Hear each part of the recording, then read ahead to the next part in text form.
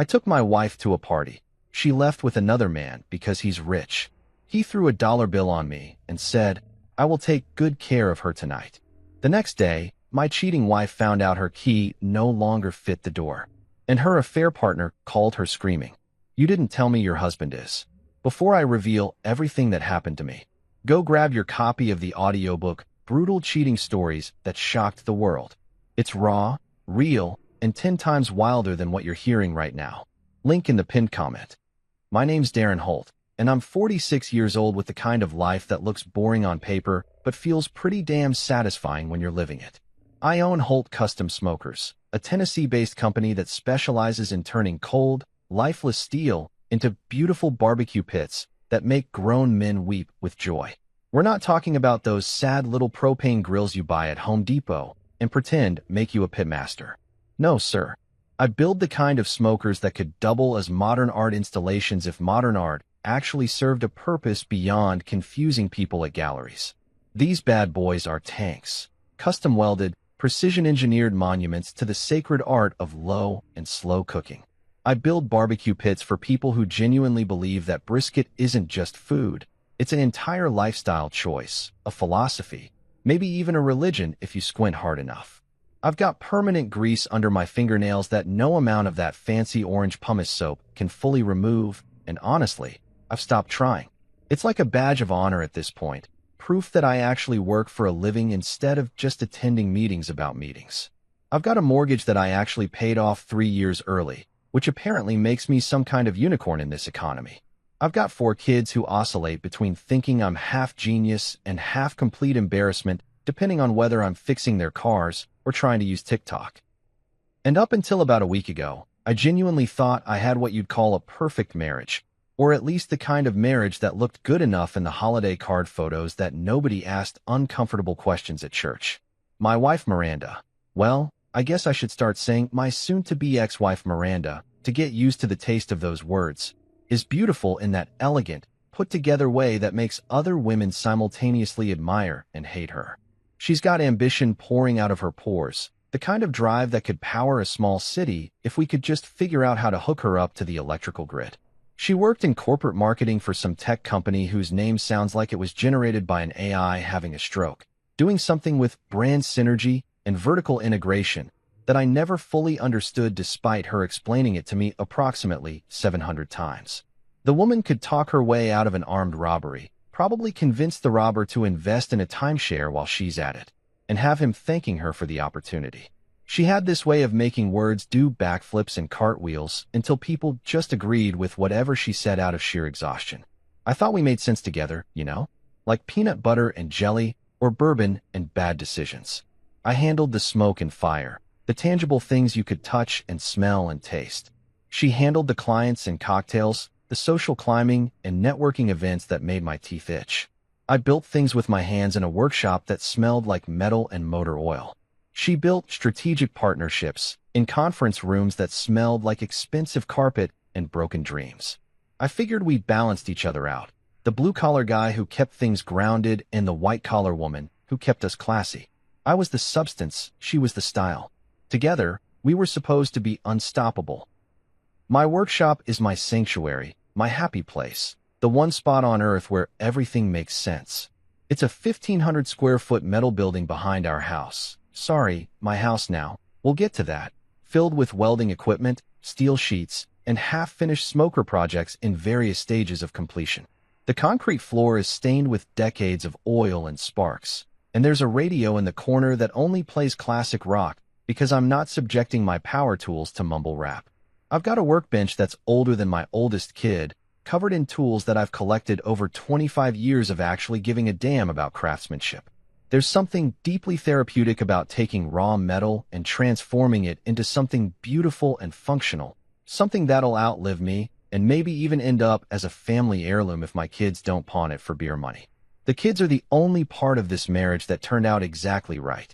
Noah's 18, heading to trade school in the fall because he's smart enough to realize that a philosophy degree is just an expensive way to end up managing a Starbucks. He's got my height and his mother's cheekbones, which means he's going to break hearts and hopefully some speed limits in a responsible way.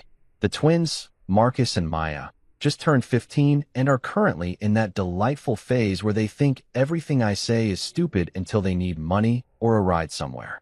Marcus wants to be a professional gamer, which I'm pretty sure isn't a real job, but who am I to crush dreams? Maya's into environmental science and lectures me about my carbon footprint while simultaneously taking 40-minute showers. And then there's Hazel, my baby at 12, who still thinks I hung the moon and stars, and I'm dreading the day she figures out I'm just a guy who's really good at welding and dad jokes. For years, I went to Miranda's company events, suffered through small talk with people whose idea of hard work was a difficult Excel formula, and smiled while they asked me what I really did, as if building custom smokers was some kind of hobby I did between real jobs. But somewhere around year 5 of our marriage, I became her plus none. She stopped inviting me to the holiday parties, the corporate retreats, the award dinners where everyone congratulated each other for doing the bare minimum. She said I didn't fit the culture, that my jokes were too blue-collar, that I made her colleagues uncomfortable because I asked them to explain what they actually produced besides PowerPoint presentations and buzzwords. So I stayed home, worked on my business, coached Little League, and convinced myself that her embarrassment of me was somehow normal, maybe even healthy. After all, opposites attract, right? Until last Tuesday night, when she walked into my workshop where I was finishing up a custom offset smoker for a guy in Atlanta and said something that made my welding torch feel heavier than it should. You have to come to my company's party this year. Not, I'd like you to come, or I want you there. She said have to, like I was a prop she needed to complete some picture she'd been painting. Which was weird, cosmically weird, suspiciously weird, because for the last 5 years I'd been specifically uninvited, persona non grata, the husband who shall not be named. And when your wife suddenly wants you at the party she's spent half a decade keeping you away from, well, that's not an invitation. That's a red flag the size of Texas, waving in the wind, maybe even on fire. I should have known right then that something was burning, and it wasn't just the brisket. The event was being held at the Belgrave Grand Hotel, which is the kind of establishment where they have a guy whose entire job is to open doors for you, like you've suddenly forgotten how handles work just because you're wearing expensive shoes. This place was dripping with the kind of wealth that makes you want to check your bank account just to make sure it hasn't committed suicide out of shame.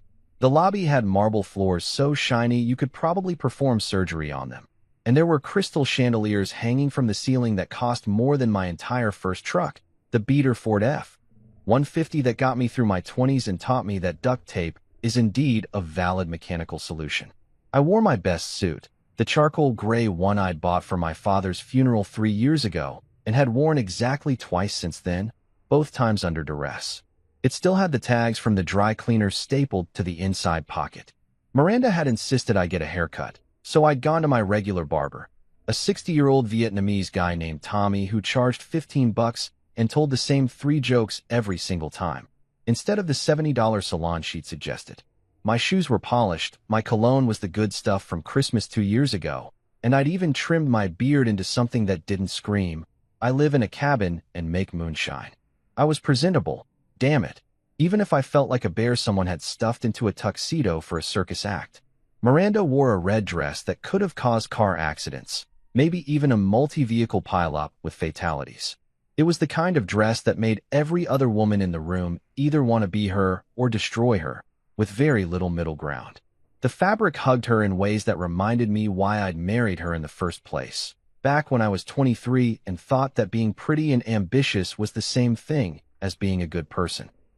Her heels were so high, I was genuinely concerned about her ability to flee in case of emergency, but she walked in them like she was born wearing stilts. She'd spent 2 hours on her makeup and hair, which seemed excessive until we walked in, and I realized everyone there looked like they'd just stepped out of a magazine ad for things I couldn't afford and didn't want. The ballroom was packed with Miranda's co-workers, all of them dressed like they were attending the Oscars instead of a corporate holiday party in Nashville.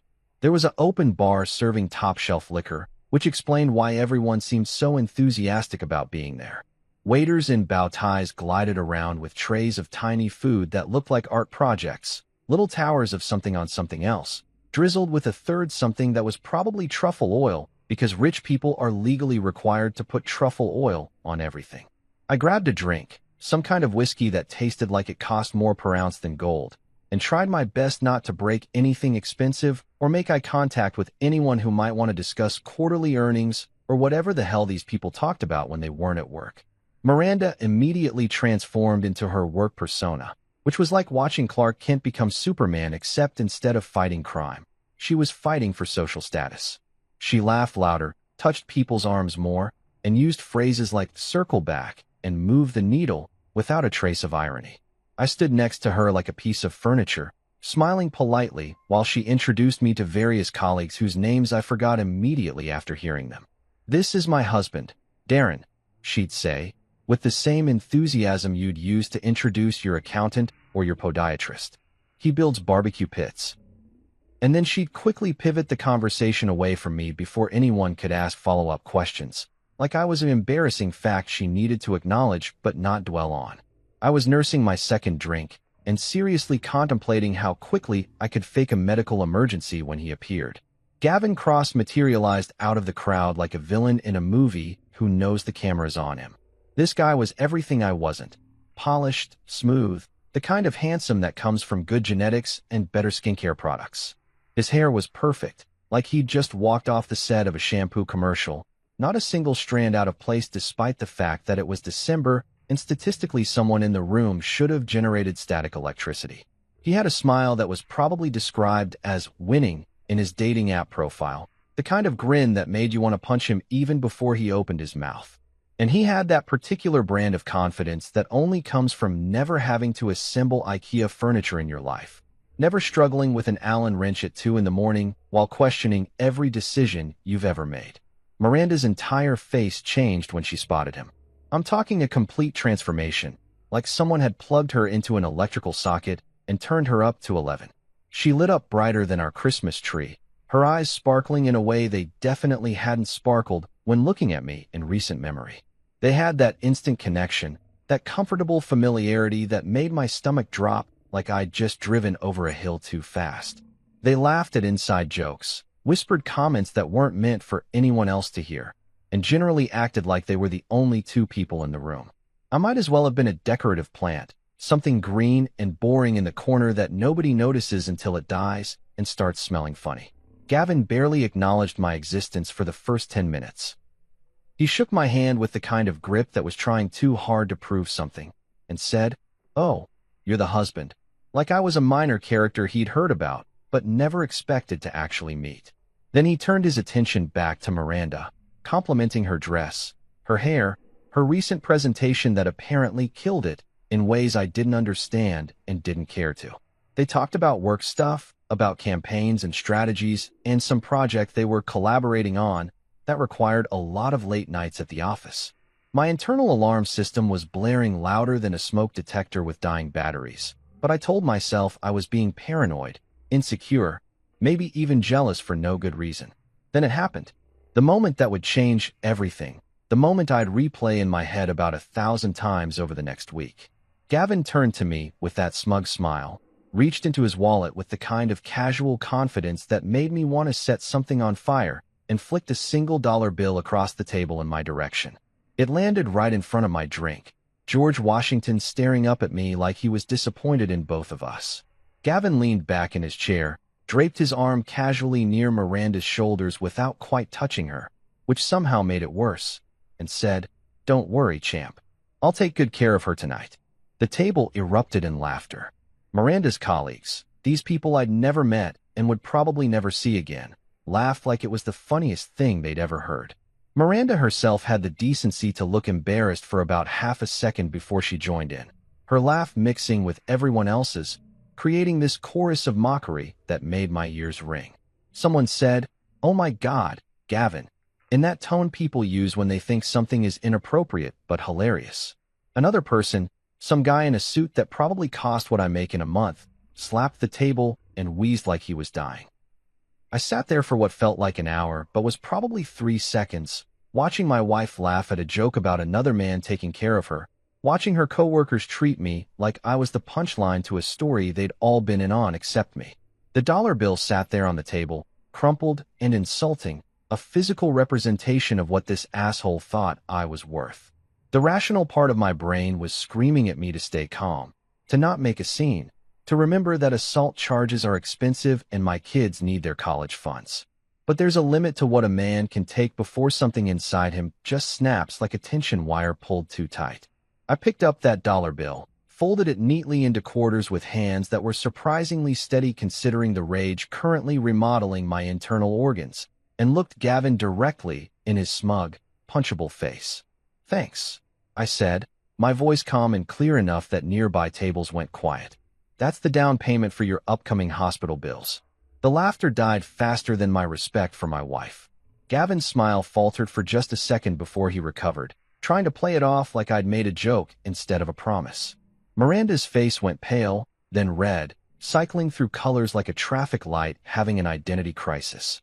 I could feel every eye in our section of the room locked on me. Could practically hear the gossip engines revving up for Monday morning water cooler talk.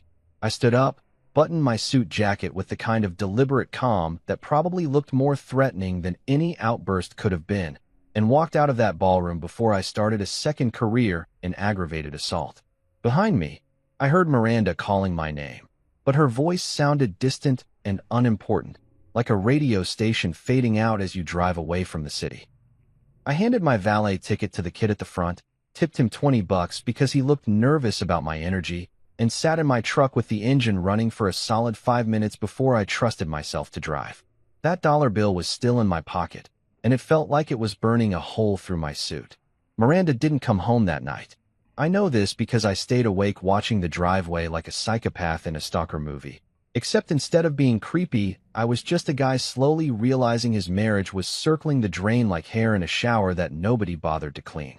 I sat in my workshop at 3 in the morning, wearing the same suit pants from the party, but with an old Metallica t-shirt replacing the fancy button-down, welding steel together with the kind of focused aggression that probably should have concerned me. There's something therapeutic about welding when you're pissed off. The shower of sparks, the smell of hot metal, the fact that you're creating something instead of destroying something, which is what every fiber of my being wanted to do to Gavin Cross's face. My phone sat on the workbench, stubbornly silent. No calls, no texts. Not even one of those bullshit, "don't wait up" messages that at least acknowledge you're married to another human being who might wonder where you are.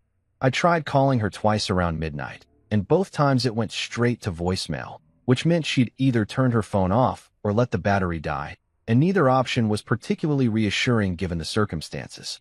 I left one message, kept it simple: "Where are you?" I didn't yell, didn't accuse, didn't give her ammunition to later claim I was being controlling or paranoid. Just 3 words, calm and reasonable, the kind of question a husband should be able to ask his wife at midnight without it being considered a federal offense. The workshop was freezing because December in Tennessee doesn't care about your emotional crisis, but I kept working anyway, finishing a custom smoker for a client in Memphis who'd paid extra for hand-engraved details. My hands knew what to do even when my brain was spinning like a hamster wheel powered by rage and disbelief. I kept replaying the party in my head, watching that scene over and over like a bad movie I couldn't turn off. The way she'd laughed at Gavin's joke. The way she'd looked at him with something in her eyes that she used to reserve for me, back when we were young and stupid and thought love was enough to build a life on. The casual cruelty of that dollar bill, and the fact that she hadn't defended me, hadn't said a single word to shut down that disrespect. I thought about calling one of my buddies, maybe Rick, who lived 3 streets over and was always good for a beer and some solid advice. But it was 3 in the morning, and also there's something deeply humiliating about admitting to another man that your wife might be cheating on you. It feels like a failure, like you couldn't keep your own house in order, couldn't hold on to the woman you promised forever to. Pride's a funny thing. It'll keep you silent even when you're drowning. Make you smile and wave from underwater while your lungs are screaming for air. Around 4:30, I finally gave up on the welding before I accidentally set something on fire or lost a finger to inattention. I made coffee in the workshop's ancient pot that probably violated several health codes, and watched the sky slowly change from black to that weird purple-gray color that means morning's coming whether you're ready for it or not. Birds started making noise, those annoying chirpy sounds that seem way too cheerful for the end of the world. My phone buzzed once, a notification from my bank app about a transaction. I checked it out of habit and felt my blood pressure spike into the stratosphere. Miranda had used our joint credit card at the Belgrave Grand Hotel. for a room. At 1:47 a.m., the charge was $387, which meant she'd gotten one of the fancy suites, because apparently when you're cheating on your husband you might as well do it in luxury. I took a screenshot, saved it to 3 different folders, and emailed it to myself because I'm not an idiot and divorce court loves documentation. Then I sat there staring at my phone, wondering what percentage of marriages end because of a hotel charge and a dollar bill, and whether I was overreacting or underreacting or reacting exactly the right amount for a man whose wife just spent the night in a hotel with her smug coworker. At dawn, just as the sun was turning the sky into something pretty that I was too angry to appreciate, I heard her car. That distinctive sound of her white BMW purring into our driveway, a car I'd helped her pick out 3 years ago when she got promoted and wanted something that reflected her success. I stayed in the workshop, forcing myself to keep my hands busy organizing tools that didn't need organizing, because I didn't trust what I might say or do if I met her at the door like some anxious puppy waiting for its owner. She crept into the house like a teenager sneaking in past curfew, and I watched through the workshop window as she fumbled with her keys and slipped inside. I waited 5 minutes, then 10, letting her think maybe I was still asleep, maybe I hadn't noticed, maybe she'd gotten away with it. Then I walked across the yard in the cold morning air, still wearing my welding gloves like armor, and went inside through the back door that leads into the kitchen. She was standing by the coffee maker wearing yesterday's makeup and Gavin's suit jacket. His monogrammed suit jacket, because of course this asshole was the type to get his initials embroidered on his clothes like he was European royalty instead of a middle management douchebag. The jacket was expensive, you could tell, some kind of Italian wool blend that probably cost more than my monthly utility bill. And right there on the left breast pocket, clear as day, were the initials GC in fancy script that looked like it required a second mortgage to afford. "Oh," she said when she saw me, her voice doing this weird squeaky thing that might have been cute 20 years ago, but now just sounded guilty as hell. "You're up early." "Never went to sleep," I said, my voice flat and dead like roadkill. "Where were you?" She laughed, actually laughed, this nervous twitter that made me want to put my fist through the drywall I'd installed myself 5 summers ago. "I told you I'd be late." The party went long, and then a bunch of us went to another colleague's suite to keep celebrating. I crashed on their couch. She gestured to the jacket like it was evidence of innocence instead of guilt. "Oh, Gavin lent me this. It got cold, right? Because 3 in the morning is prime time for PowerPoint presentations and professional development. Because you need a man's suit jacket in a climate-controlled hotel. Because your husband is stupid enough to believe that you spent 7 hours in someone's suite doing anything besides what we both know you were doing." Then I saw it, just visible above the collar of that expensive jacket, right there on her neck where it met her shoulder. A mark. Not just any mark, but the kind of purple-red bruise that has exactly one cause and 0 innocent explanations. Someone had stamped "property of morons" right on her skin, left their signature like a dog marking territory. A hickey. A goddamn hickey. At 44 years old, my wife came home with a hickey like she was 16 and making out in her boyfriend's basement. "You've got something on your neck?" I said, pointing with one grease-stained finger. Her hand flew up to cover it, her face cycling through surprise, panic, and then landing on defiance. "It's just, I must have burned myself with the curling iron yesterday. You know how clumsy I am." The curling iron. She was going with the curling iron excuse. I'd been married to this woman for 23 years, watched her get ready approximately 8,000 times, and not once had she ever burned herself with a curling iron. But sure, today of all days, she suddenly developed a coordination problem that resulted in a perfectly mouth-shaped burn mark. "Right," I said. "The curling iron." She turned away from me, busied herself with the coffee maker like it was the most important task in human history. Started humming, some pop song I didn't recognize. Making small talk about the weather, about needing to pick up dry cleaning, about whether we should do turkey or ham for Christmas dinner. Acting like nothing had happened, like she hadn't just walked in wearing another man's clothes with his mouth print on her neck, like our marriage wasn't actively bleeding out on the kitchen floor. I watched her pour coffee into her favorite mug, the one that said "Boss Lady," that I'd bought her as a joke 3 birthdays ago. Watched her add the exact amount of cream she always used, 2 sugars, stirring it precisely 7 times clockwise because she had this weird superstition about counterclockwise stirring bringing bad luck. She was playing normal, committed to the bit, and something inside me just broke. Not loudly, not dramatically, but quietly, like a rope that's been fraying for years finally giving up its last thread. That's when I decided the locks were changing. Today, this morning, before she could walk back through that door with another man's jacket and another weak excuse. I was done being the decorative plant, done being worth $1, done pretending that any of this was salvageable. She kept humming, and I started planning. Sunday morning hit me like a hangover, except I was completely sober, which somehow made it worse. I'd spent the rest of Saturday avoiding Miranda while she floated around the house pretending to be confused about why I wasn't talking to her, like my silence was some mysterious phenomenon instead of a completely reasonable response to her showing up in another man's jacket with a hickey that could be seen from space. She'd gone to bed in the guest room without me asking her to, which told me everything I needed to know about her guilty conscience. Cheaters always tell on themselves eventually, they just can't help it. I was up at 6, made coffee strong enough to strip paint, and headed straight to Home Depot before the DIY weekend warriors could clog up the aisles with their confusion about which end of a hammer to hold. There's something deeply American about solving your problems at a hardware store. Marriage falling apart? There's a product for that. Wife cheating?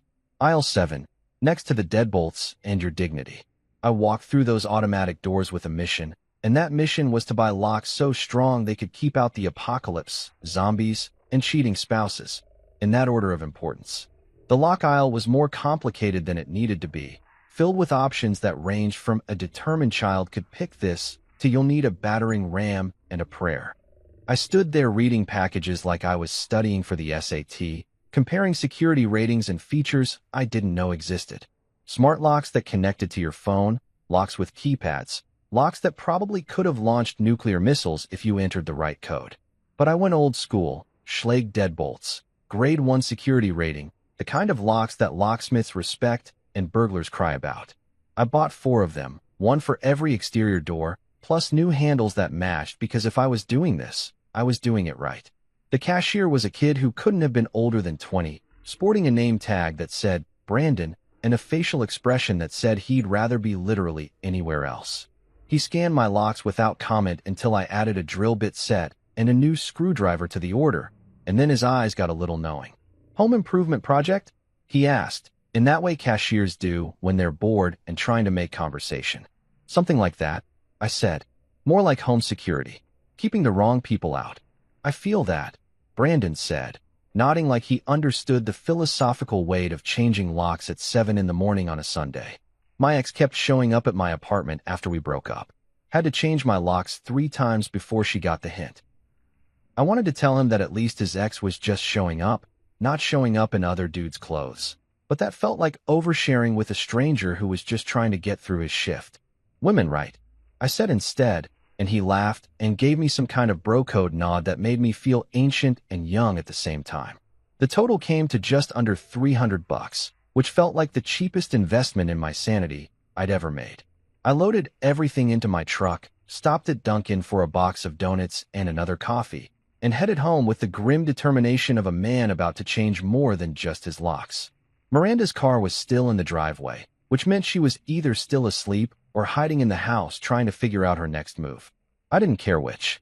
I grabbed my purchases and headed straight to the front door, the main entrance that she used every single day, the door she'd walk through tonight after whatever bullshit activity she'd planned to avoid actually dealing with our marriage. Installing new locks is oddly satisfying when you're angry. There's something cathartic about unscrewing the old hardware, removing the mechanisms that used to let someone in, and replacing them with shiny new barriers that require different keys. Keys she didn't have. Keys she wouldn't get. I worked methodically, starting with the front door and moving around the house. Back door, side door, garage entrance. Each installation took about 20 minutes, and I did them all with the precision of a surgeon and the motivation of a man who'd finally hit his limit. Noah wandered out around 9, still in his pajama pants and looking like death warmed over, which was the natural state of 18-year-old boys on Sunday mornings. He watched me work on the back door for a minute, scratching his stomach and yawning like a bear emerging from hibernation. "Dad, why are you changing all the locks?" Home security upgrade, I said, not looking up from the screwdriver I was working, making sure only the people who live here can get in. He was quiet for a second, and I could practically hear the gears turning in his head. Noah's a smart kid, smarter than I was at his age, and he definitely noticed the tension in the house lately. Does Mom know about this home security upgrade? She's about to find out. That's cold, Dad. He said it like he was impressed rather than concerned, which told me he'd noticed more than I thought. Want some help? We worked together on the last 2 doors, Noah holding the hardware in place while I drilled and screwed everything tight. It was nice, working alongside my son, not having to explain myself or justify my actions. He understood, or at least understood enough to know that asking questions wasn't going to help anybody.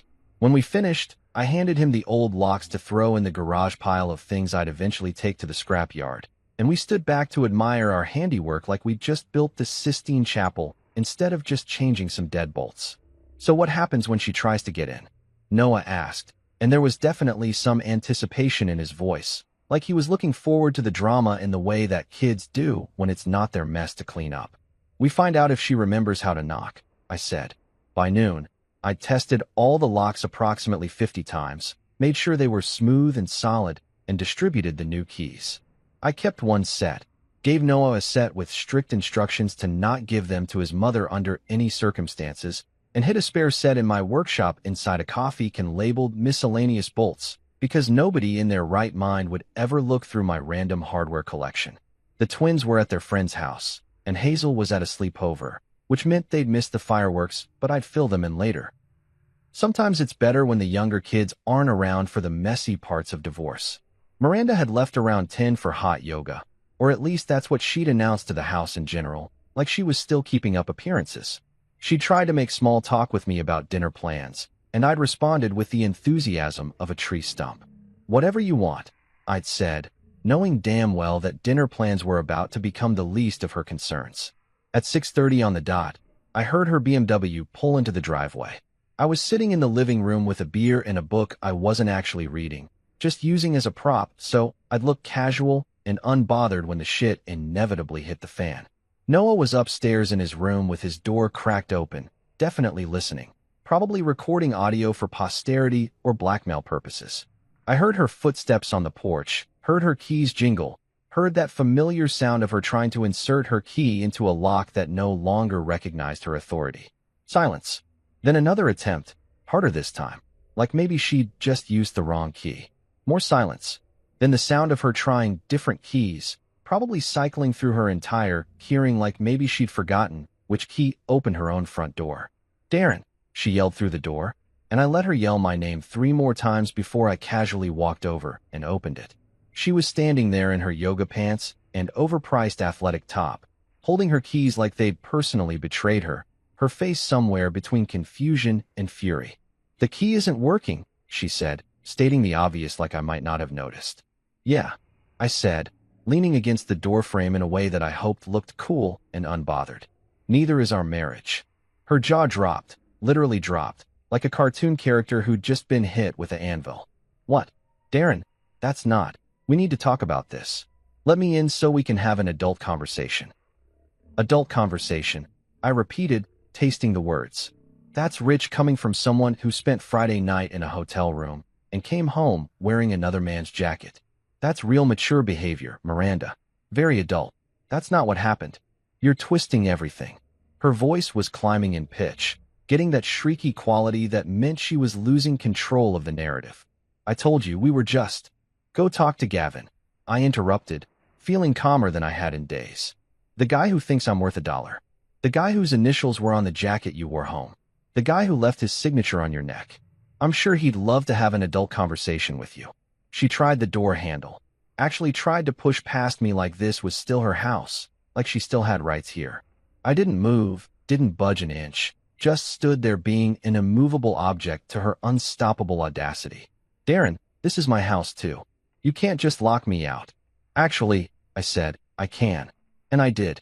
Maybe crash on Gavin's couch tonight. I hear you're familiar with his furniture. That's when the neighbors started appearing. Old Mrs. Henderson from next door suddenly needed to water her plants despite the fact that it was December and everything was dead.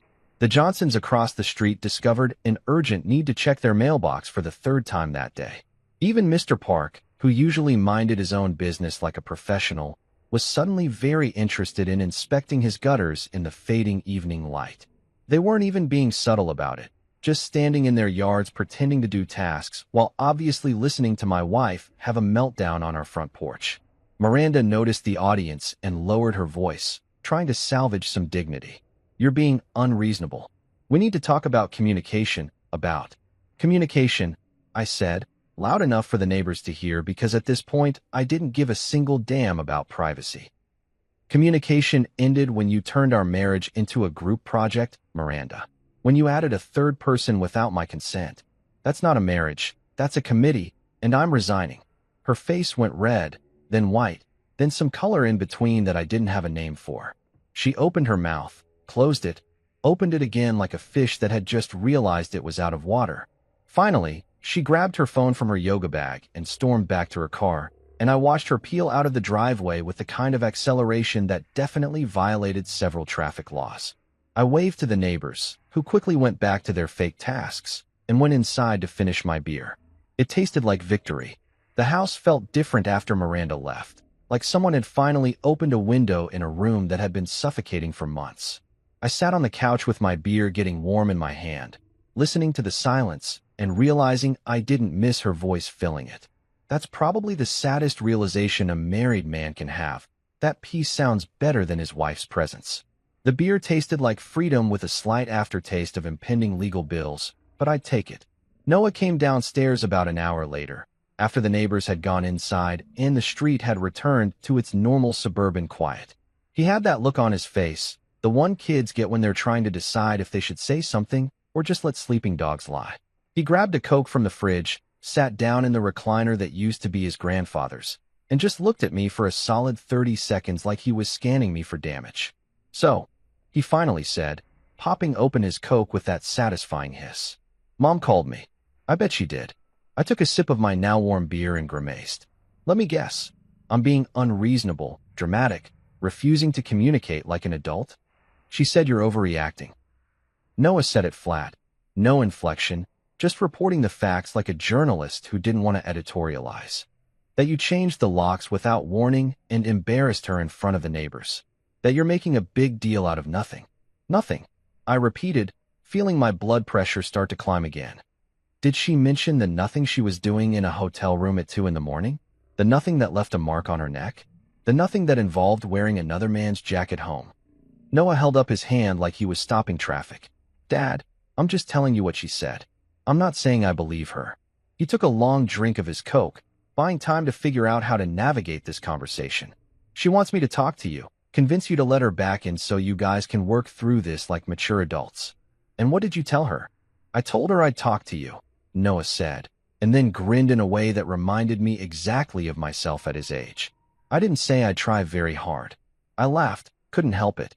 "You're a good kid, Noah. Too good for this mess." "Dad, I'm 18. I'm not a kid anymore, and I'm definitely old enough to know when someone's bullshitting me."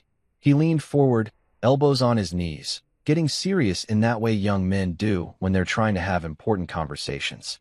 "I've seen how she's been treating you the last couple years. Like you're an accessory she's embarrassed to wear in public. Like building smokers isn't a real job, like you're not successful enough for her image. It's been gross to watch." That hit me harder than I expected. I thought I'd been hiding it better, thought the kids hadn't noticed the slow erosion of respect in our marriage. Apparently I was wrong, or at least not as good an actor as I thought. "You noticed that, huh?" "Dad, we all noticed. Even Hazel asked me last year why Mom never wants to talk about what you do when her friends are around." Noah finished his Coke and crushed the can, which was technically littering in my living room, but I wasn't about to start enforcing rules right now. "Marcus and Maya have a whole theory that she's been having an affair for like 6 months. I told them they watch too many reality shows, but..." He gestured vaguely at the locked door, at the empty driveway, at the whole situation. Guess they were onto something. 6 months. The twins thought she'd been cheating for 6 months. I tried to do the math backward, figure out when things had shifted from distant to suspicious, but honestly it all blurred together. The late nights at the office, the business trips that seemed longer than necessary, the The way she'd started dressing nicer for work than she did for date nights we'd stopped having. All the cliches, all the warning signs I'd ignored because acknowledging them meant admitting my marriage was dying. So what now? Noah asked.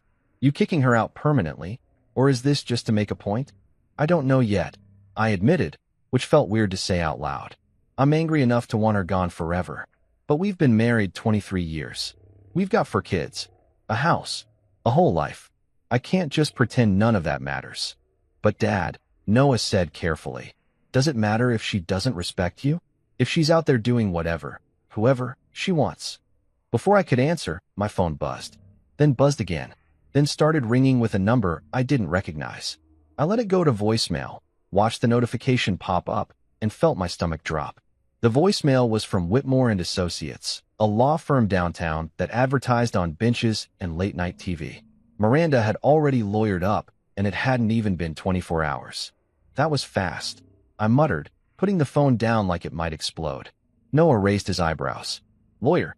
Probably. Well, at least you hit him, Noah said, and then caught himself. Wait, no? You didn't hit Gavin. You just threatened him verbally.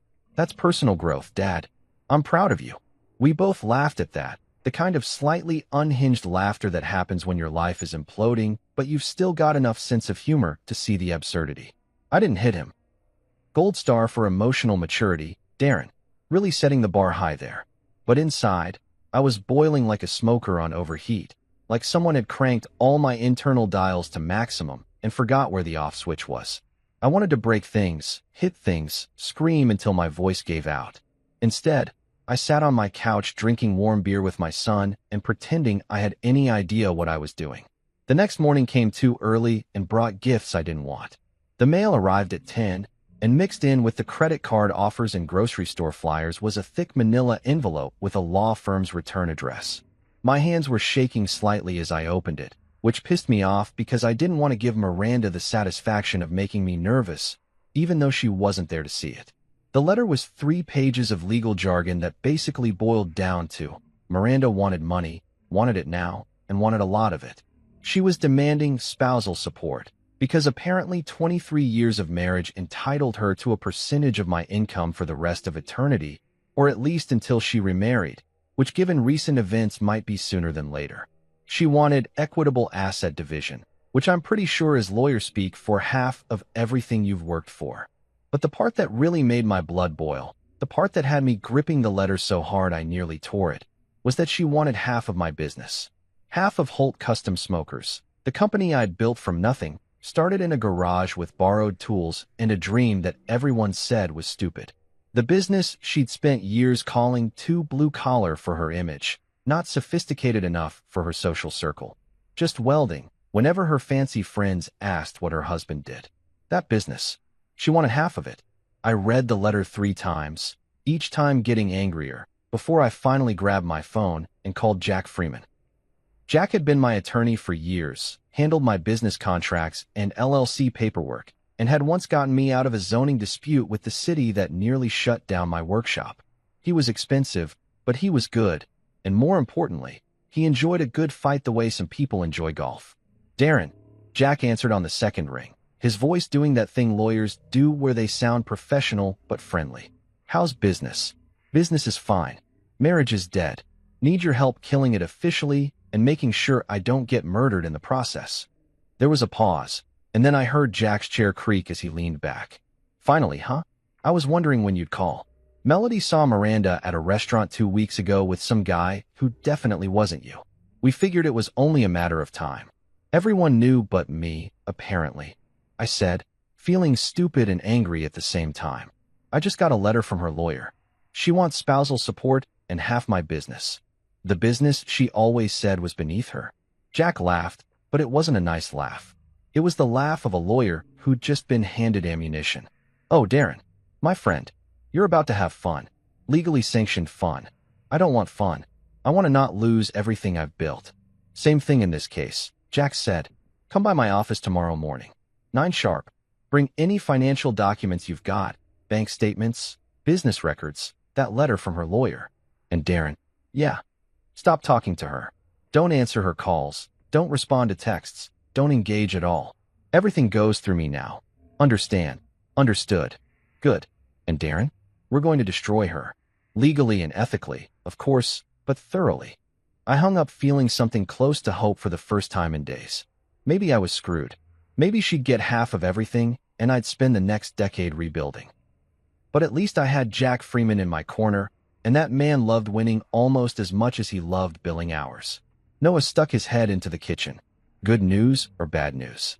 Potentially good news disguised as expensive news. That's the lawyer's spirit, Noah said. Want me to make pancakes? Spite pancakes taste better than sad pancakes. Make a lot, I said. We're going to need the energy. We ate pancakes and planned for war. Jack Freeman's office was in one of those downtown buildings that tried really hard to look important. All glass and steel and modern art that nobody understood, but everyone pretended to appreciate. His suite was on the 7th floor, decorated in that expensive minimalist style where everything cost a fortune but looked like it came from IKEA's corporate line. There were leather chairs, a massive desk made of some endangered tree species, and framed diplomas on the wall that reminded you he went to fancy schools where they taught you how to financially eviscerate people within the boundaries of the law. I showed up at 9 with a cardboard box full of documents that represented my entire financial life. Bank statements, business records, tax returns from the last 5 years, credit card bills, mortgage papers, and that damn letter from Miranda's lawyer that I'd read so many times I could practically recite it. Jack was already there with coffee that smelled way better than anything I made at home, and sitting next to him was a woman I'd never met before. Darren Holt, meet Clara Wu, Jack said, gesturing to the Asian woman in her 30s who looked like she could calculate your net worth just by looking at your shoes. She wore a sharp gray suit, rectangular glasses, and had the kind of expression that suggested she'd seen every financial crime humanity could dream up and wasn't impressed by any of them. Clara's a forensic accountant, best in the business. She's going to dig through your finances and make sure we know exactly what we're dealing with. Clara stood up and shook my hand with a grip that was surprisingly strong for someone who spent their days staring at spreadsheets. Mr. Holt, Jack's told me about your situation.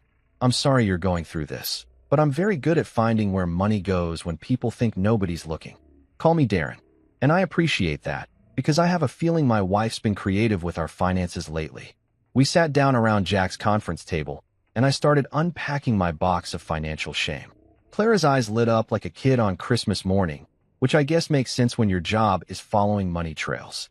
She immediately started organizing everything into piles with a system that probably made sense to her, but looked like chaos to me. Okay, Jack said, opening his legal pad to a fresh page. Let's start with the basics. Community property state, married 23 years, for kids. She's claiming she needs spousal support and half the business. What assets are we looking at total? I ran through the numbers. The house worth about $450, my business that brought in roughly $300,000 a year in profit, retirement accounts, savings, the usual accumulation of a life spent not being completely irresponsible with money. Clara took notes on her laptop, her fingers flying across the keyboard like she was playing a piano concerto. And she's claiming what grounds for divorce? Clara asked, not looking up from her screen.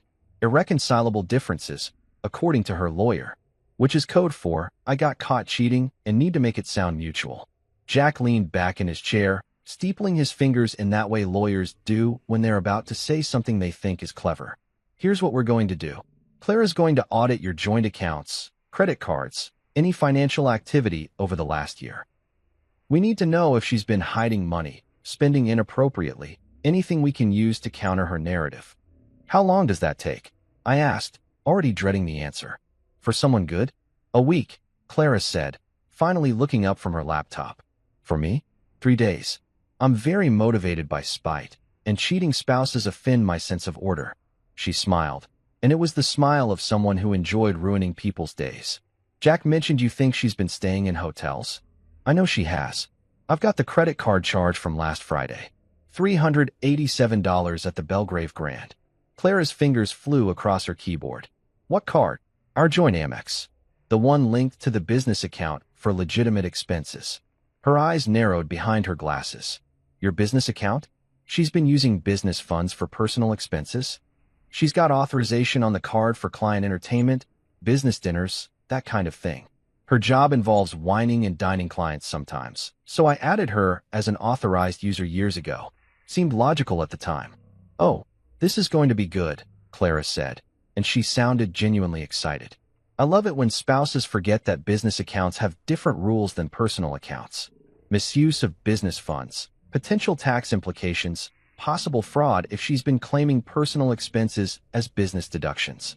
Mr. Holt, Darren, I'm going to need access to all your business accounts, credit card statements, expense reports. Everything. I gave her the login credentials for my business banking, watched her eyes light up even brighter as she started pulling up statements and downloading files. Jack poured us all more coffee while Clara worked her magic, muttering to herself about expense categories and merchant codes like she was speaking a foreign language. After about 20 minutes of clicking and typing, Clara looked up with the expression of someone who'd just found buried treasure. Darren, when was the last time you actually reviewed your business credit card statements? I mean, I look at the totals every month. Make sure nothing's wildly off. What? Because your wife has been very busy with your money. Clara turned her laptop around to show me a spreadsheet that made my head hurt. In the last 6 months alone, she's charged over $40,000 to your business account. Hotels, restaurants, spa days, shopping. There's a charge here for Victoria's Secret for $600. That a legitimate business expense for building smokers. My stomach dropped. 40,000? Are you serious? Dead serious. Look at this. The Belgrave Grand Hotel appears 11 times in the last 4 months. Always on Friday or Saturday nights. Charges ranging from $300 to $600 per stay. That's not business travel, Darren. That's a fair hotel. Clara scrolled through more charges, each one feeling like a punch to the gut. Here's $1,000 at Fleming Steakhouse. $2,000 at a spa resort in Gatlinburg. Multiple charges at liquor stores, wine shops, expensive restaurants. She's been living very well on your dime. Can we use this? I asked Jack, feeling rage and vindication fighting for dominance in my chest. Oh, we're going to use the hell out of this, Jack said, grinning like a shark that just smelled blood. Misuse of business funds, potentially affecting your tax liability, demonstrating a pattern of deception. This destroys her claim that she deserves spousal support. You can't claim you need money while you're out here spending 40 grand on hotels and steak dinners. Clara kept typing, kept digging, and I could see her getting more excited with each discovery. She's been transferring money too. Look at this, regular transfers from your joint account to another account. 2,000 here, 1,500 there, 3 grand last month. Always going to the same place. She pulled up the transfer details. Account holder is listed as GC Enterprises LLC. GC. I repeated, feeling something click in my brain. Gavin Cross. She's been funding her boyfriend with our money. Allegedly, Jack said, because lawyers always have to say allegedly even when something is obvious as hell. But yes, probably. Clara, can you trace that LLC? Already on it, Clara said, her fingers dancing across the keyboard. GC Enterprises, registered in Tennessee 6 months ago, principal owner Gavin Cross, business purpose listed as consulting services. What a joke. This is clearly a pass-through for personal income. We sat there for a minute, letting it all sink in. Miranda hadn't just cheated on me. She'd been systematically looting our finances to fund her affair, using my business accounts like her personal piggy bank, and transferring money to her boyfriend's shell company. The audacity was almost impressive. Then Jack looked at me across the table with an expression I couldn't quite read. Darren, I need to ask you something. This Gavin Cross guy, where does he work? Some tech company. Miranda mentioned it a few times. Something with outdoor products or innovations or something. What? Jack's grin got even wider. What's the full name of your business? The legal entity name, not just Holt Custom Smokers. Holt Custom Smokers and Outdoor Innovations, LLC. I bought out a smaller competitor 5 years ago, kept them running as a subsidiary. They make fire pits, outdoor grills, that kind of thing. Different market than my custom smokers. What? Jack started laughing. Not a polite chuckle, but a full-blown, throw-your-head-back laugh that made Clara look up from her laptop in confusion. Darren, what's the name of that subsidiary? Crossfire Outdoor Innovations. I kept the name because they had good brand recognition. We operate it separately, different management team, different facilities. It's profitable though. Why are you? I stopped mid-sentence as my brain finally caught up with what Jack was implying. No. No way. Yes way. Jack said, still laughing. Clara, pull up the corporate registration for Crossfire Outdoor Innovations. She typed, clicked, and then her jaw dropped. Parent company, Holt Custom Smokers and Outdoor Innovations, LLC. Owner, Darren Holt. Holy shit. I need to see the employee roster, I said, my voice coming out weird and strangled. Pull up Crossfire's payroll. Clara navigated to my business accounting software, accessed the subsidiary's payroll system, and there it was in black and white. Gavin Cross, Senior Marketing Director, Crossfire Outdoor Innovations. Salary, $95,000 a year. Reporting structure, ultimately reports to me. The guy threw a dollar bill at his boss. The guy who'd been sleeping with my wife, using my money to fund his lifestyle, smirking at me at that party like I was beneath him. That guy cashed a paycheck with my signature on it every 2 weeks. My laughter could have registered on the Richter scale. It started as a chuckle, built into a roar, and ended with me wiping tears from my eyes while Jack and Clara stared at me like I'd lost my mind. Maybe I had, but this was the most beautiful twist of fate I'd ever witnessed. This is going to be beautiful, I finally managed to say. This is going to be so goddamn beautiful. Jack was already making notes, his eyes gleaming with predatory joy. Darren, my friend, we're not just winning this divorce. We're going to make legal history. Tuesday morning arrived with the kind of crisp winter sunshine that makes everything look clean and hopeful, which felt wildly inappropriate given that I was about to professionally destroy a man's life. I got to my office at Crossfire Outdoor Innovations at 7. Early enough to beat the morning crowd, but late enough that my assistant Kelly would already be there with coffee and the ability to schedule meetings without asking too many questions. Kelly had been with me for 12 years, survived 3 economic recessions and my terrible dad jokes, and had developed a sixth sense for when I needed something done quietly and efficiently. "Morning, boss," she said when I walked in, already holding out a cup of coffee like she'd sensed my arrival. Kelly was 53, had 4 grandkids, and took exactly zero shit from anyone. "You've got that look." "What look?" "The look that says someone's about to have a very bad day, and you're going to enjoy watching it happen."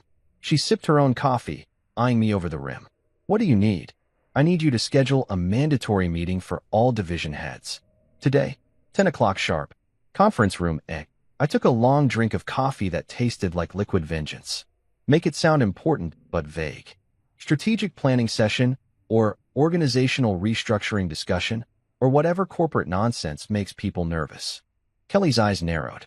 All division heads means Gavin Cross from marketing. Especially Gavin Cross from marketing. She didn't ask questions, just nodded and started typing on her computer with the efficiency of someone who'd been waiting for this moment. "Consider it done. Anything else?" "Yeah. Can you pull Gavin's personnel file? I want it on my desk in 20 minutes. Complete file, hire date, performance reviews, salary history, everything." "Getting messy, are we?" Kelly said, but she was smiling. "Kelly, we passed messy 3 days ago. Now we're in scorched earth territory." "About damn time," she muttered, and went back to her computer. By 9:30, I had Gavin's complete employment history spread across my desk like evidence at a crime scene. Hired 3 years ago, decent performance reviews, but nothing spectacular. Salary bumped twice because of market adjustments that I'd apparently approved without paying much attention. There were a few notes in his file about boundary issues with female coworkers. Nothing actionable, just observations from HR about him being overly friendly and inappropriately casual. Reading between the lines, the guy was a creep who'd learned to operate just inside the acceptable zone. I also had the dollar bill. I'd kept it in my wallet since the party, folded and creased, and now I smoothed it out on my desk like it was a valuable artifact. Because in a way, it was physical evidence of disrespect, a paper trail of arrogance, George Washington as my witness. At 9:45, I walked into conference room A and set up camp at the head of the table. The room was one of those modern meeting spaces with a huge table, uncomfortable chairs that cost a fortune, and a whiteboard that nobody ever used. I positioned myself where I could see everyone's faces, put the dollar bill in my jacket pocket, and waited. The division heads started filtering in around 9:55. Susan from operations, Michael from finance, Patricia from HR, and a couple others whose names I knew but didn't use often because I spent most of my time in the custom smoker division, not here at the subsidiary. They all looked vaguely concerned, which was the appropriate response to a surprise mandatory meeting called by the owner. Nobody looked happy to be here, but that was fine. I wasn't aiming for happy. Gavin walked in at exactly 10 o'clock, probably thinking that being precisely on time showed professionalism. He was wearing another expensive suit, his hair styled within an inch of its life, and carrying a leather portfolio that probably cost more than my monthly truck payment. He looked confident, comfortable, like a man who thought he belonged here, like a man who thought he was untouchable. Then he saw me sitting at the head of the table, and his tan face drained faster than cheap coffee left on a hot plate. All that artificial color from his spray tan or golf outings, or whatever rich guys do to look healthy, it just vanished, leaving him the color of old newspaper. His eyes went wide, his mouth opened slightly, and I watched in real time as his brain tried to calculate what the hell was happening. "Morning, everyone," I said, keeping my voice casual and friendly like this was just another boring Tuesday meeting. "Thanks for making time on short notice. Please, sit down." Everyone sat. Gavin remained standing for a beat too long, like his legs had forgotten how to bend, before finally lowering himself into a chair 3 seats down from me. He was trying to maintain eye contact, trying to project confidence, but I could see his hands shaking slightly as he opened his portfolio. "Morning, Gavin," I said, looking directly at him with the kind of smile that doesn't reach the eyes. "I heard you had an interesting night last Friday. How's Miranda doing?" The room went dead silent. You could have heard a pin drop, a feather land, a mouse fart. Susan from operations physically recoiled like I'd set off a bomb. Patricia from HR got very interested in her notepad. Michael from finance looked like he was trying to calculate the legal liability of this conversation. Gavin opened his mouth, closed it, tried again. Mr. Holt, I'm not sure what you're." "Oh, I think you know exactly what I'm referring to," I said, keeping my tone light and conversational. "The company party at the Belgrave Grand Hotel. The one where you were very generous with your financial offerings." I reached into my jacket pocket and pulled out the dollar bill, unfolded it slowly and deliberately, and slid it across the conference table toward him. It spun slightly on the polished wood before coming to rest directly in front of his portfolio. "I think this belongs to you." Gavin stared at that dollar bill like it was a live grenade. The silence in the room was so thick you could cut it with a knife and serve it for dinner. I watched various emotions flash across his face: confusion, recognition, horror, panic. Like a slot machine landing on the worst possible combination. "I don't," he started, but his voice cracked. "Let me help you out," I said, leaning back in my chair like I had all the time in the world. "That's the dollar bill you threw at me, your boss, owner of this company and its parent company, while making a joke about taking care of my wife. Remember now?" Patricia from HR made a noise that might have been a gasp or might have been the sound of her soul leaving her body. Susan covered her mouth with her hand. Michael just stared at Gavin like he'd never seen him before. "Mr. Holt, I can explain." Gavin tried again, his voice desperate now. "Please don't," I interrupted. "I've heard enough explanations to last a lifetime. What I'm interested in now is professional conduct. Patricia, can you grab Gavin's personnel file? I think we need to review the section about employee behavior and corporate values." Patricia practically ran out of the room, probably grateful for an excuse to escape. The rest of us sat in uncomfortable silence while Gavin sweated through his expensive suit. I could see the stains forming under his arms, watch his collar getting damp, observe the complete collapse of his confident facade. "You know what the funny thing is, Gavin?" I said, conversationally. "I actually liked you when we hired you. Thought you had potential. Good credentials, decent ideas, seemed like a team player. I had no idea you were the kind of guy who'd disrespect his boss and sleep with his wife. That's poor judgment, Gavin. Really poor judgment." "I didn't know," he stammered. "She never said. I thought you were just some what?" I asked, genuinely curious. "Some nobody? Some guy who didn't matter? Some blue-collar loser who you could throw a dollar at and laugh about?" He didn't answer, which was answer enough. Patricia came back with the file, handed it to me like it was radioactive, and sat down quickly. I opened it, flipped through a few pages for dramatic effect, and then looked up at Gavin. "It says here that employees are expected to maintain professional conduct both during and outside work hours.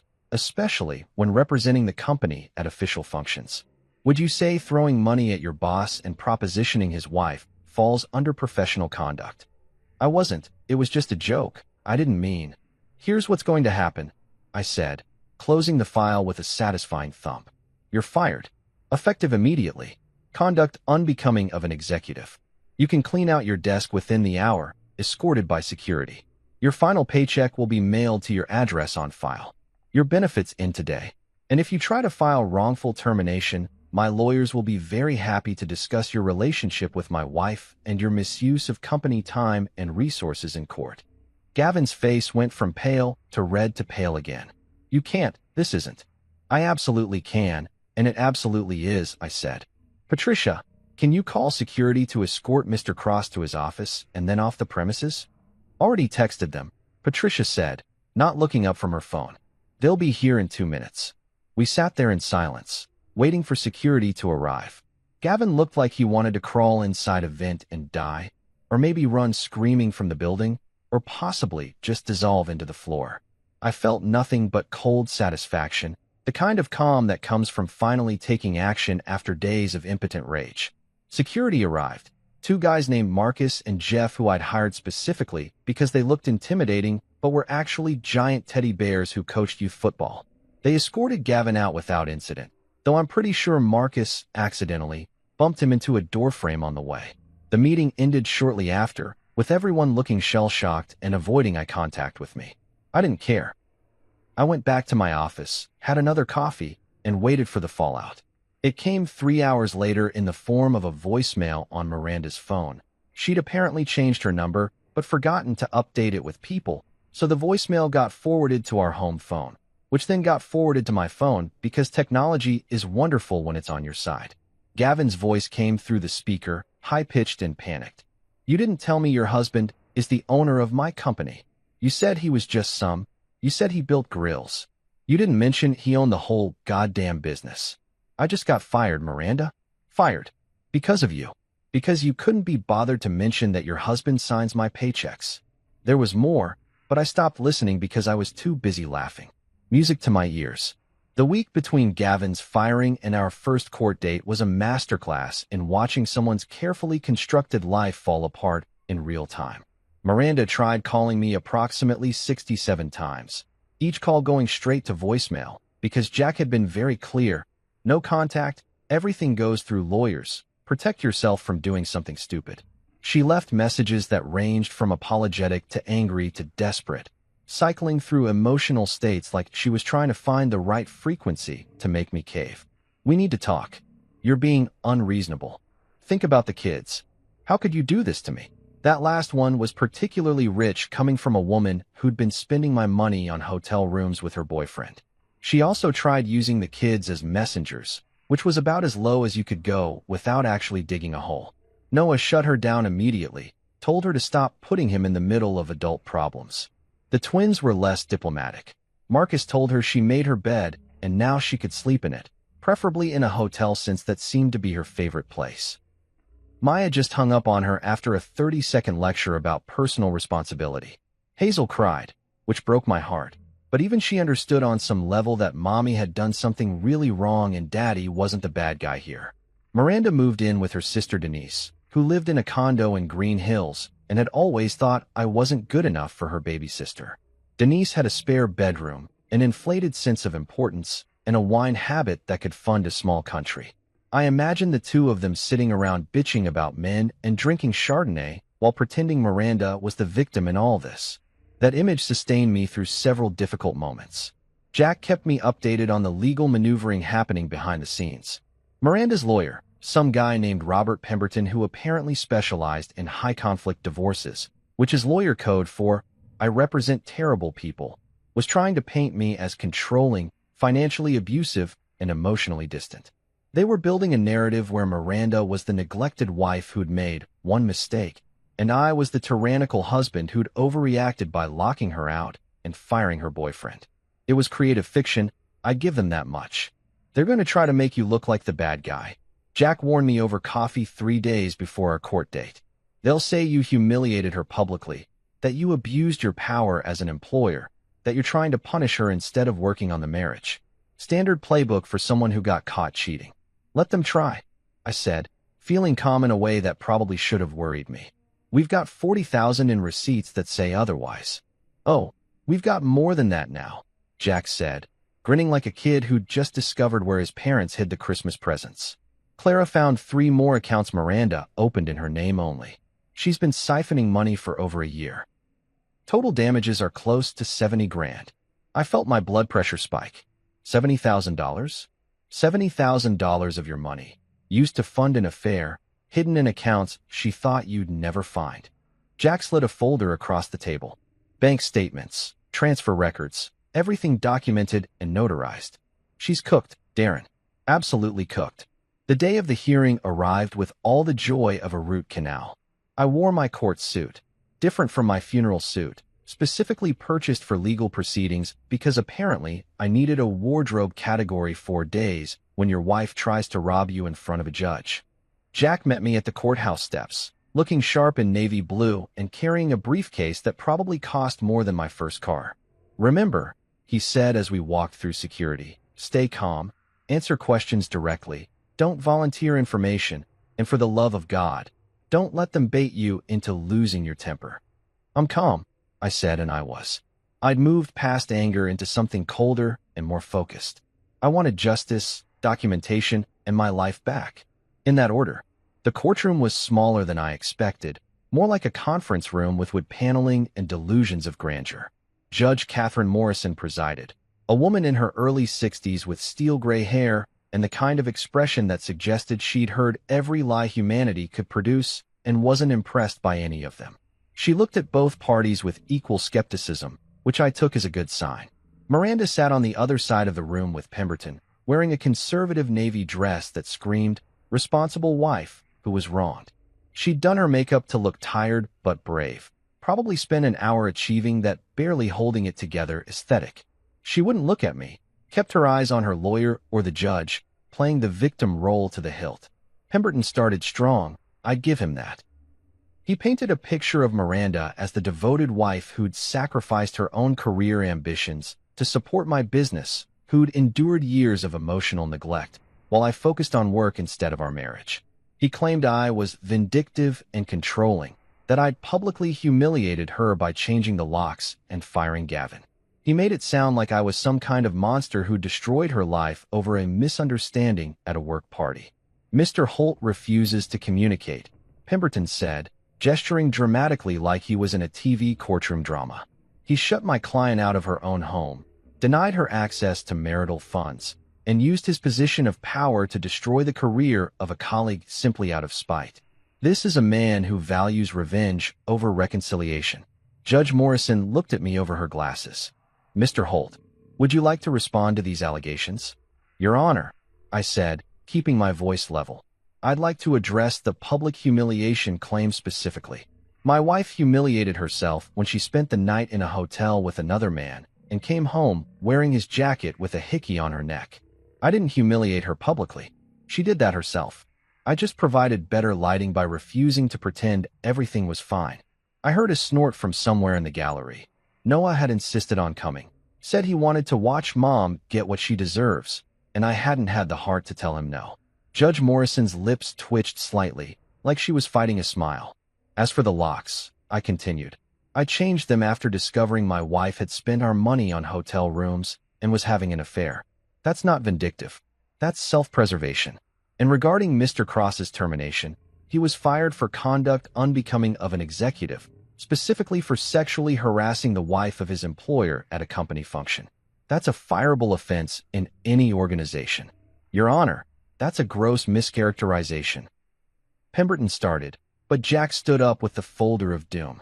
If it please the court, Jack said, smooth as butter, we have documentation that directly contradicts Mr. Pemberton's narrative.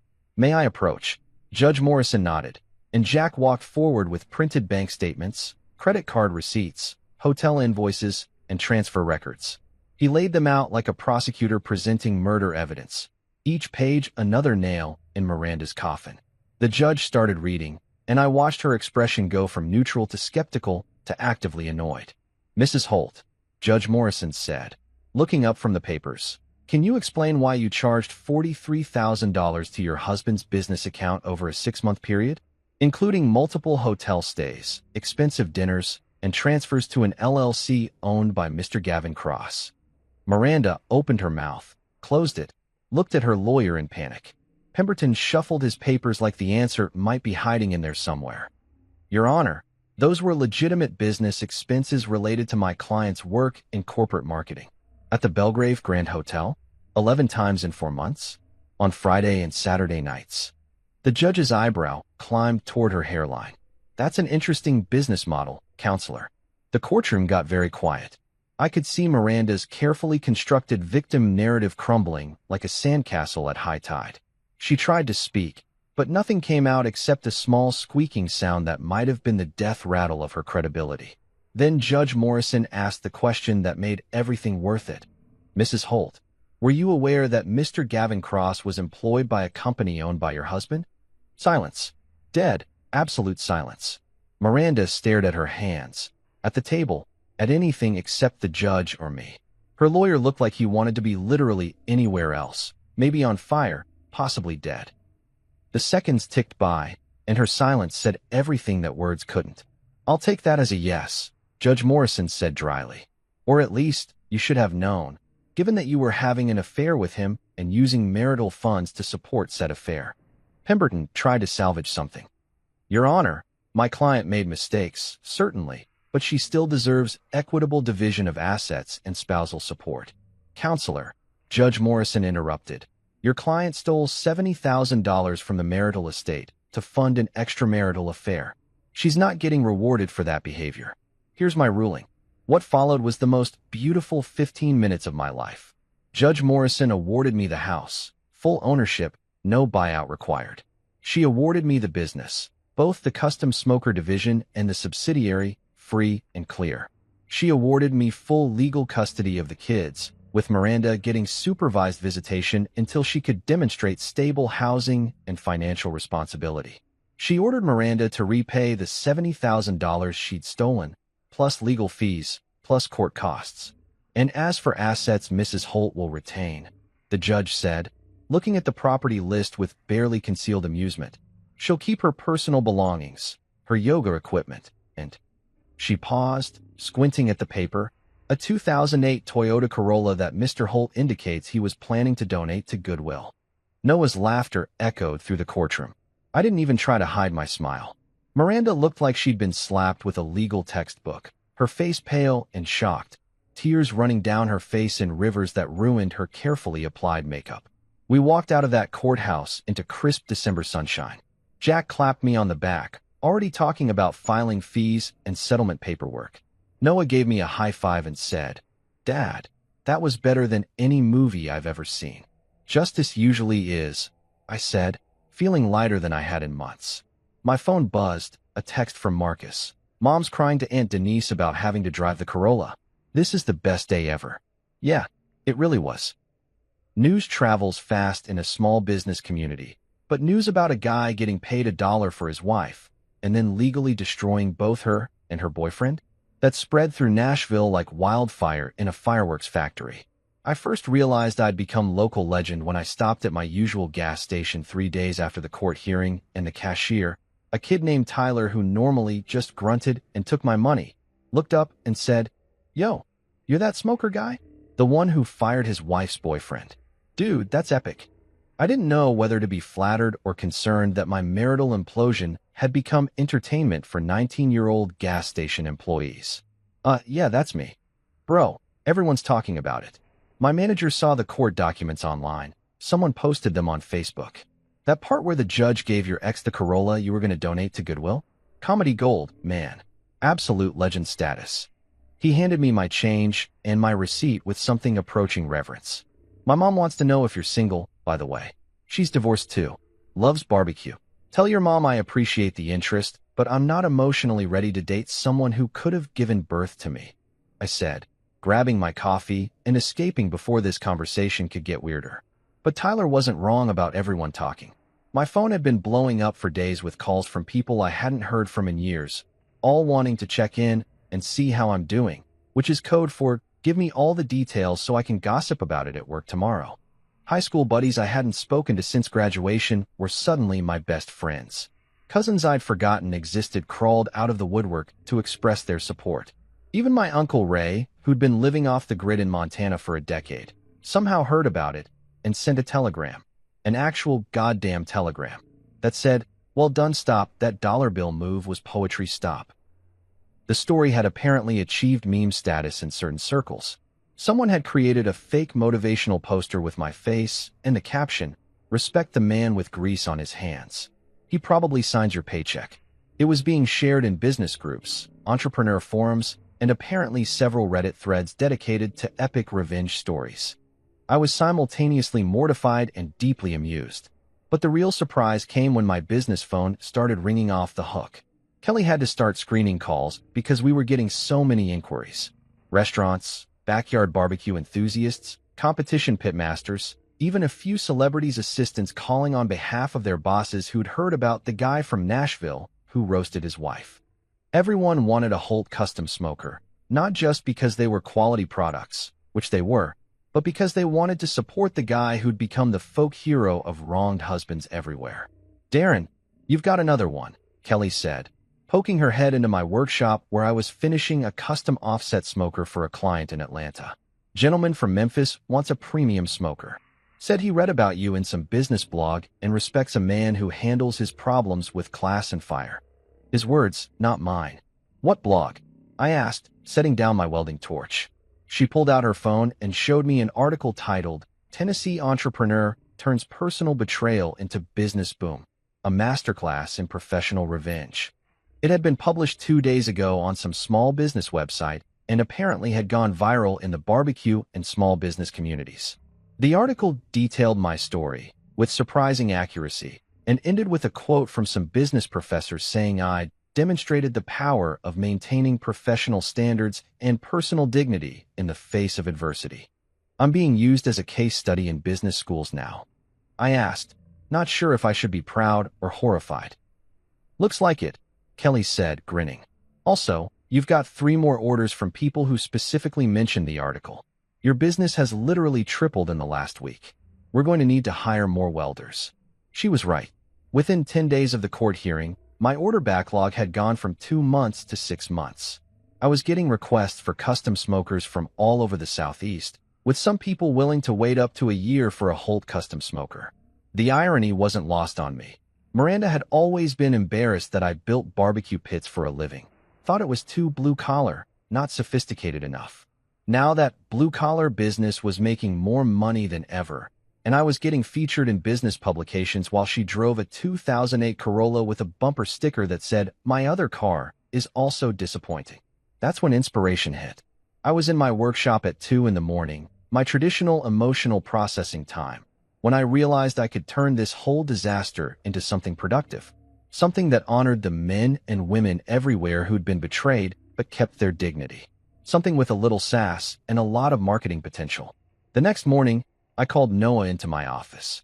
My son had taken a gap year before trade school and was working for me part-time, learning the business and discovering that he had a real talent for social media marketing. He could make a 30-second video of me welding steel look like a scene from an action movie. "I've got an idea," I said, pulling out the sketches I'd been working on. "New product line. Premium smokers, top-of-the-line materials, custom features. We're calling it the Loyalty Series." Noah looked at the designs, then at me, and started grinning. "Dad, that's brilliant. What makes it different from your regular line?" "Each one comes with a custom engraving," I said, showing him the mock-up. "Right here on the front panel, tasteful but visible. Don't get burned." He burst out laughing. "That's savage. I love it. We could market it as premium smokers for people who value loyalty and quality. Play up the whole relationships might fail, but good craftsmanship lasts forever angle." "Exactly. And we price them higher. These are statement pieces for people who want their smoker to have a personality." Within a week, Noah had created an entire marketing campaign around the Loyalty Series. He shot videos of me building the smokers, talking about craftsmanship and integrity, never directly mentioning my divorce, but letting the subtext do all the heavy lifting. He created an Instagram account that showed the process, the details, the final products. He even got one of those influencer guys, some pitmaster from Texas with 500,000 followers, to feature one of our smokers and talk about how quality and loyalty never go out of style. The loyalty series sold out before we'd even finished building the first batch. We had pre-orders for 30 units at $5,000 each, with people specifically requesting the "Don't Get Burned" engraving. Noah was handling social media, creating content, responding to comments, and generally being better at marketing than anyone I could have hired. The twins, Marcus and Maya, had responded to the divorce in their own ways. Marcus had started boxing at the local gym, channeling his anger into something productive. He'd come home with bruised knuckles and a smile, telling me that hitting things was therapeutic, and he understood why I liked welding when I was pissed off. He'd already had 3 amateur matches and won 2 of them. The kid had his mother's determination and my stubbornness, which made him basically unstoppable. Maya had thrown herself into environmental activism with the fervor of someone who needed a cause to focus on besides family drama. She'd organized a creek cleanup, started a recycling program at school, and was currently lobbying the city council about solar panels for public buildings. She told me that at least the planet's problems have solutions, unlike Mom's personality disorder. I didn't correct her because honestly, she wasn't wrong. Hazel had been the hardest. My 12-year-old baby girl had always been sensitive, the kind of kid who cried during commercials about abandoned puppies. The divorce hit her hard, and I'd gotten her into therapy with Dr. Patricia Chun, a child psychologist who specialized in helping kids navigate parental separation. It was expensive, but watching my daughter struggle was worse than any price tag. Last week, Hazel had come home from therapy and found me in the workshop. She'd climbed up on my workbench, something I normally didn't allow because safety regulations, and just sat there watching me work for a few minutes. "Dr. Chun says I should tell you how I feel," she finally said. I put down my tools and gave her my full attention. "Okay, how do you feel?" "Sad that Mom did what she did. Angry that she broke our family. But also," she paused, choosing her words carefully, "proud of you." "Proud of me?" "Yeah. Dr. Chun says you handled everything really well. That you stayed calm and didn't say bad things about Mom even though you could have. That you protected us and didn't make us choose sides." She looked at me with those serious eyes that made her seem older than 12.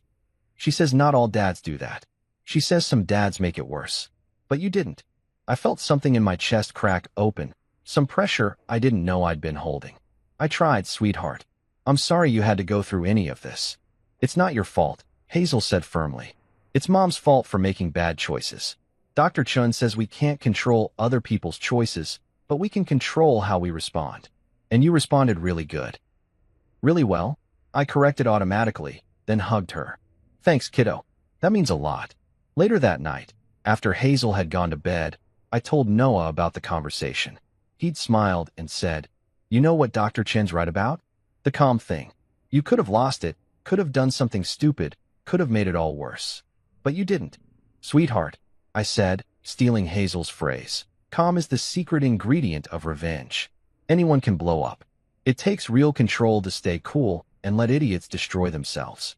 Noah raised his Coke can in a toast. To calm revenge and the loyalty series. To quality craftsmanship and knowing your worth, I countered. We clinked cans, and somewhere in Nashville, Miranda was probably crying to her sister about the unfairness of life while driving a Corolla with 180,000 miles on it. The smoke was clearing, the fire was steady, and life was finally starting to look like something I could build on. 6 months later, life had settled into something that actually felt like living instead of just surviving. Spring had arrived in Tennessee with all its obnoxious beauty, flowers blooming, birds chirping, temperatures perfect for sitting on the porch and smoking meat while contemplating how dramatically life can change when you finally stop tolerating bullshit. Miranda was working at a smaller marketing agency in Nashville, some boutique firm that probably paid half what her old job did. According to Noah, who still occasionally talked to her because he was a better person than me, she was finding herself, which is what middle-aged people say when they've screwed up their lives and are trying to rebrand the consequences as personal growth. She'd moved out of Denise's place and into a one-bedroom apartment in a complex that advertised luxury living, but really just meant they had a gym nobody used and a pool that was always slightly green. The Corolla was still running. Somehow, though Noah said it made concerning noises that suggested its days were numbered. I felt bad for the car. It deserved better than being Miranda's transportation punishment. Gavin had reportedly fled to Florida to sell boats and hide from the shame of being the guy who threw $1 at his boss before sleeping with said boss's wife. According to the Nashville business gossip chain, which was more reliable than CNN and more vicious than TMZ, he was working at some marina in Tampa, selling fishing boats to retirees, and probably lying about his previous career. Rumor had it his new boss was a guy named Frank Morrison, who happened to be my second cousin and knew the whole story. I didn't confirm or deny this, but I also didn't correct people when they brought it up. Some things are better left to karma and family connections.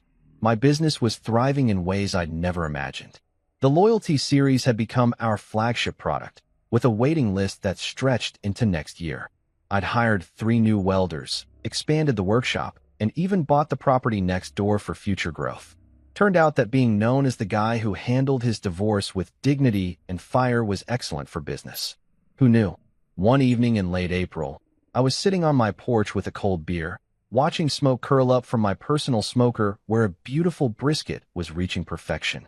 Noah came out and joined me, bringing his own beer because he was 18, and I figured if he was adult enough to watch his parents' marriage implode, he was adult enough for a beer on the porch with his old man. "Dad," Noah said after a few minutes of comfortable silence, "you really handled all that like a pro." I grinned, watching the sunset paint the sky in shades of orange and pink. "Son, sometimes you don't have to fight fire with fire. You just have to let idiots light the match themselves and stand back far enough to enjoy the show without getting burned."